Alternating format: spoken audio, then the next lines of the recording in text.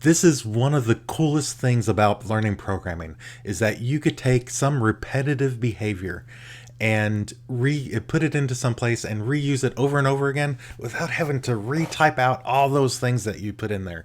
Welcome back to the Data Engineering channel. Are you struggling to keep your Python code organized?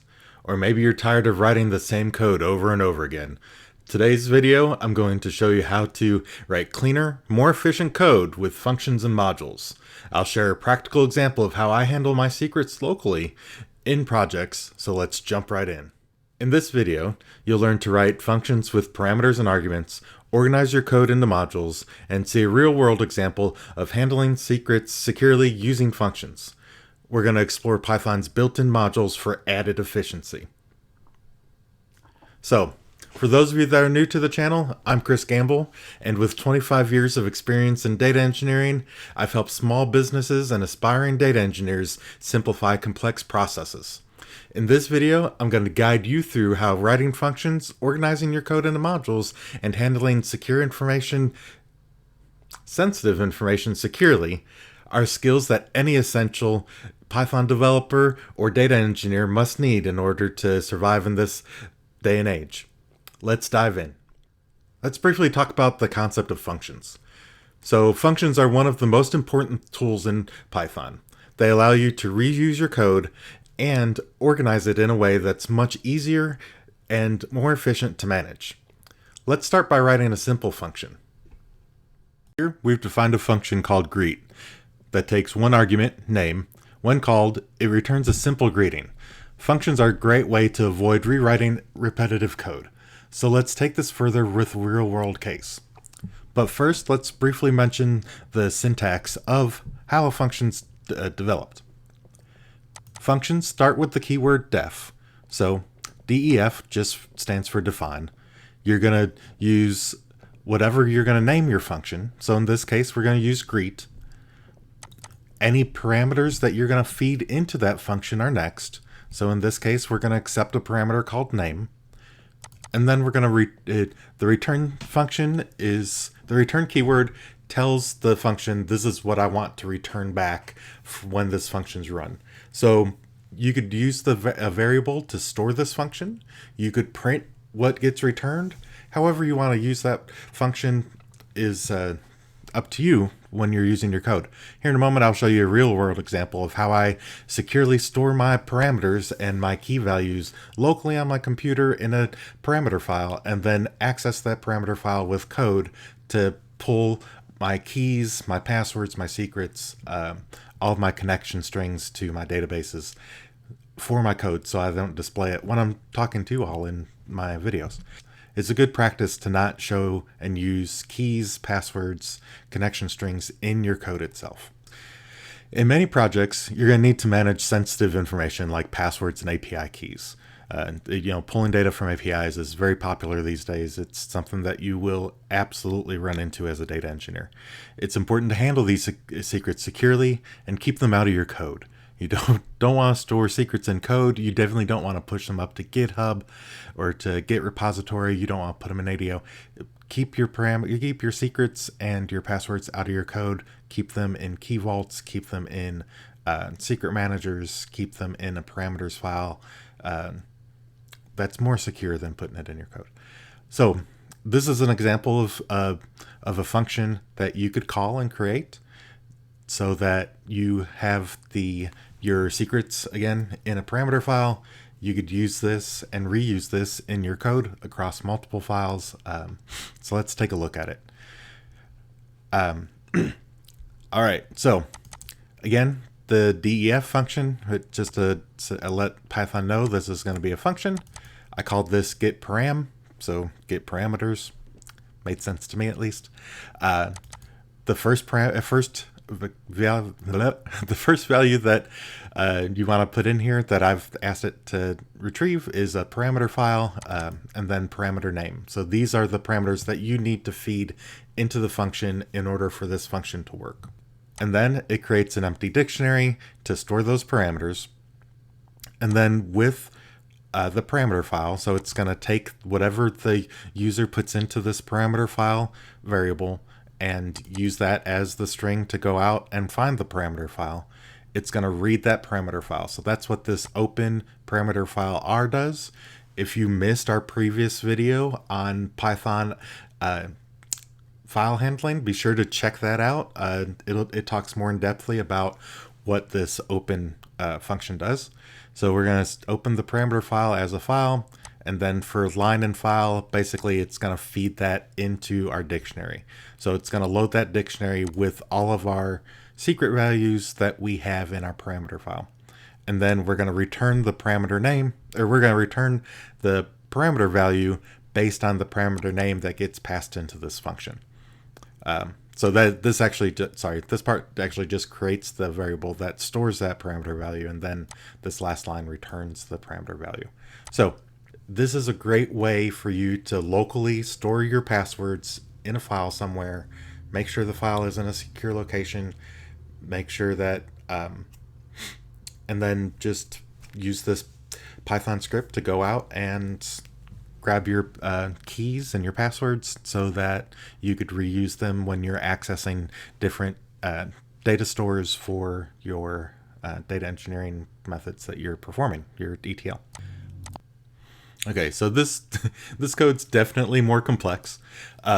This is my AI code that I use to create synthetic data sets, but I wanted to show you in here kind of how I'm using that parameter file in another file to retrieve my API keys and things like my SQL Server names and databases and passwords. So again, please, I can't emphasize this enough. Do not get into the bad habit of putting keys and passwords in your Python scripts. Don't do it. Just don't. That's one of the things that keeps me awake at night. Please don't do it.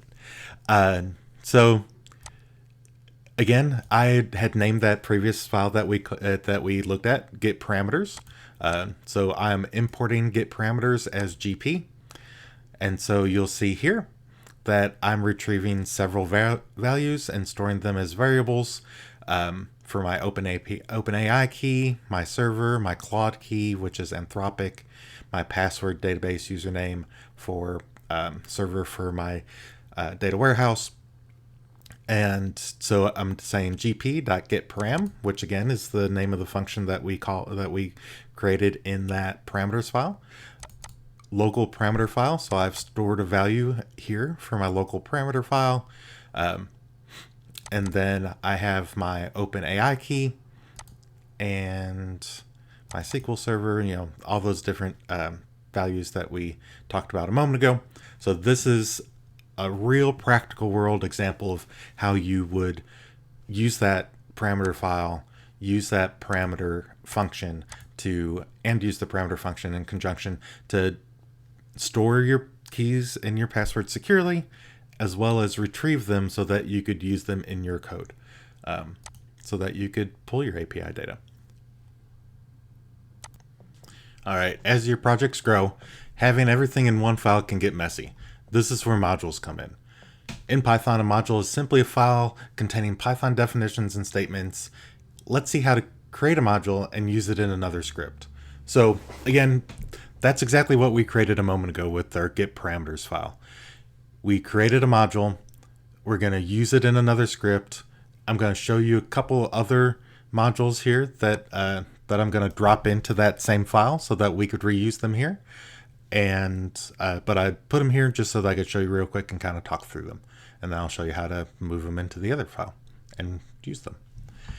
So again, just like our first function that we created this function greet that takes a name and then returns basically a greeting. And then I showed you, okay, this is how it runs. I've added a variable here for the local parameter file. I just carried it over so that I could reuse it. So I could show you how to use this function in this file that we're pulling from the module that we created called get parameters. And then we're going to drop a couple other functions in there so that I could just show examples of how you can pull. There can be multiple functions within that module. So We've added a function for adding x and y. So this accepts two variables, x and y, and returns x plus y. And then we have a function, a very simple function for subtracting x minus y. And again, takes the same two variables, x and y. So let's copy these on over to our previous file here. And I'm going to show you, we're just going to drop them right in here. Just for readability, we're going to add this line. We're going to get rid of our space here that got in there accidentally. All right, so we've got a couple other things going on here, right? We added those two functions over to our get parameters module. We added the variable for the local parameter file that we're feeding into that get parameter. I've created a parameter in my local params file called hello that I'm going to return, just a fake one so that I could show you how it works. Now, let's go through and we're going to use those other two functions, and I'm going to show you how to call them, store them as a variable, and and return them. So we're going to say GP, we're going to say dot, and we're going to see that it gives us the functions that we have in that file. We're going to say gp.add. We'll see that it tells us what we need to provide it. It says x any and y any. We're going to say 6, comma 10. Now, that in and of itself will work, right? It's not going to do anything, but it will work. We have to tell Python what container, what bucket to put that in. And again, like we talked about before, those buckets are called variables. So we're going to just say add numbers equals. And what that's going to do, again, not going to do a whole lot for you. It's going to add the numbers, but it's not going to use them anywhere else. It's not going to print them out. There's still another step we have to do. So it's going to add the numbers 6 and 10. Let's go ahead and do the subtract. So we're going to say sub numbers. We're going to say equals gp dot subtract. We're going to say 10 comma 6, just to reverse it so we don't get a negative number. Now, we know that those functions return the answer to those statements. What we don't still have is anywhere we're going to use that yet. So we've stored them as variables, but now what do we want to do with those variables? Well, we have to tell Python what to do. We're going to say print, and we're going to say, let's say f. So when you start with f, and then you put your apostrophes, that allows you to put in a variable within text, because I'm going to show you how to put in some text and then add the variables. So we're going to say, we're going to say, what were there? Sometimes IntelliSense gets in the way, so you have to click out of it and see. Okay, so we added 6 and 10. So we're going to say, just say 6 plus 10 equals, and then we're going to use curly brackets, and we're going to say add numbers. Now we're going to say print. We're going to use f again. We're going to say 10 minus 6 equals, again, our curly brackets and sub numbers.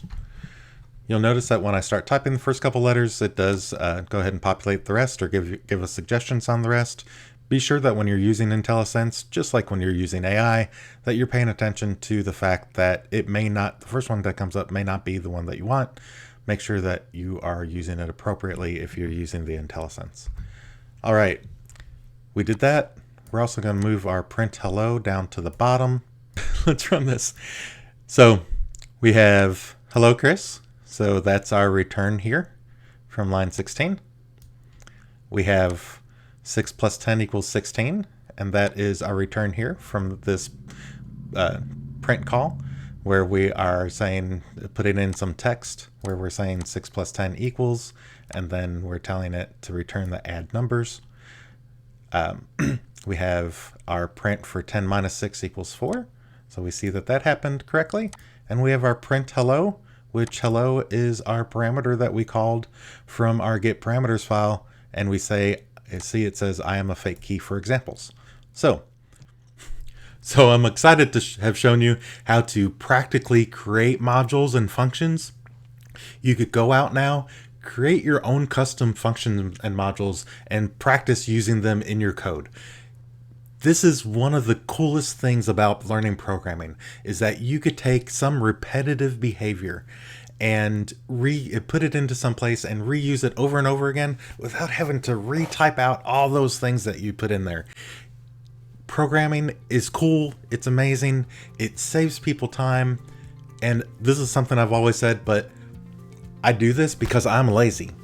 I do not like repeating myself. I do not like redoing things over and over and over again, the same process. There is always a better way. There's always a better way to go out and make things more automated, to go out and create efficiencies out in the world with your programming skills that you develop either through the courses that you watch with me or through other courses and through your practice. And I hope that one day that you all can help to show me new things. So I hope that you all learned something today. Go out, practice coding with functions and modules. Drop a comment below. Tell me how it's going. Let me know if you found this video helpful.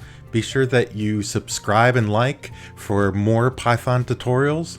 If you've missed our SQL tutorials and our other Python tutorials, be sure to check those out. I'll have the boxes on this side right over here. Then I will see you again soon. I have put out a cast versus convert video this weekend. I think it actually comes out Monday.